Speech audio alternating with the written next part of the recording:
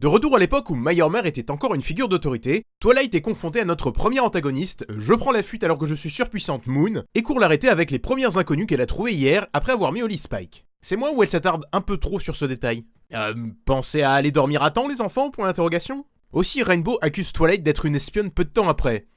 Espionne pour qui? Et qu'Esria n'est pas censée être en paix? Est-ce que les changelins ou une autre espèce les menaçaient à l'époque? Et pourquoi Nightmare Moon avait besoin d'écouter Twilight? Elle devrait se souvenir où les éléments étaient. Vous savez, après s'être fait sceller dans la lune? En parlant d'inutile, Applejack, tu aurais pu juste dire à Twilight que Rainbow et Fluttershy allaient la rattraper. Sympa le monologue, mais c'était hautement non nécessaire. Il y a beaucoup d'actions tout compte fait pour un épisode d'MLP dans cette deuxième partie. Cet épisode a vraiment établi la tradition des saisons premières assez intense par rapport aux autres épisodes. D'autres remarques très rapidement, Nightmare Moon peut invoquer une épine apparemment, on aurait juré qu'elle a essayé de posséder la Manticore, Pinkie était la chanteuse exclusive du groupe, j'avais oublié ça. Les pouvoirs de Dark Luna sont-ils donc principalement des illusions? Mais alors l'histoire de l'épine d'il y a 5 minutes c'est BOUM explosion! Détail qu'on a tendance à oublier, vous voyez le soleil qui se lève là? Puis le flash, l'orbe de lumière et Celestia qui spawn de cette orbe? Yup, Nightmare Moon l'avait bien scellé dans le soleil. Comment a-t-elle fait ça sans les éléments d'harmonie? Mystère. En conclusion, 8 éléments sur 10, beaucoup plus action orientée que dans mes souvenirs, et les pouvoirs de Nightmare Moon étaient vraiment très inconsistants à l'époque. Oh peu importe, c'était la dernière fois qu'on la voyait de toute façon. Oh non, attendez.